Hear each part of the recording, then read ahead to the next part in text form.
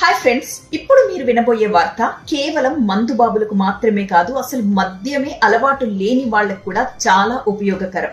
ఈ వీడియో మొత్తం చూడండి. కేరళలో జరిగింది ఈ వింత ఘటన. కేఎస్ఆర్టీసీ డ్రైవర్స్ కి వాళ్ళు బస్ తీసే ముందు బ్రీత్ అనలైజర్ టెస్టులు చేస్తారు అధికారులు. అయితే ఆ రోజు ఉదయం జరిగిన టెస్టుల్లో 3 డ్రైవర్లకి పాజిటివ్ వచ్చింది.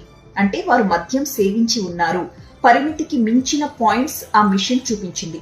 దీంతో ఆ డ్రైవర్లు ఒక్కసారిగా అవాక్కయ్యారు.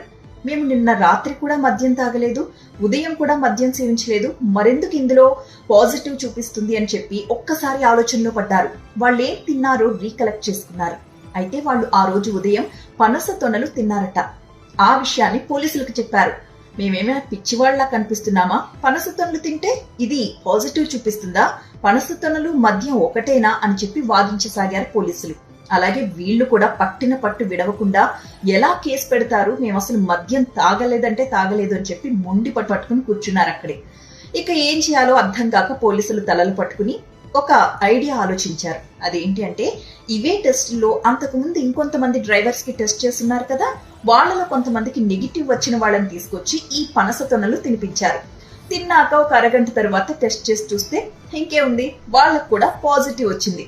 ఇదేంటి, పనస తొనలు తింటే పాజిటివ్ రావడం ఏంటి అని చెప్పి పోలీసులే అవాక్కయ్యారు. సో మీకు అర్థమైంది కదా ఇక్కడ పాయింట్. పనస తొనలు తింటే బ్రీత్ అనలైజర్ టెస్ట్ లో మద్యం తాగినట్టుగా చూపిస్తుందన్నమాట.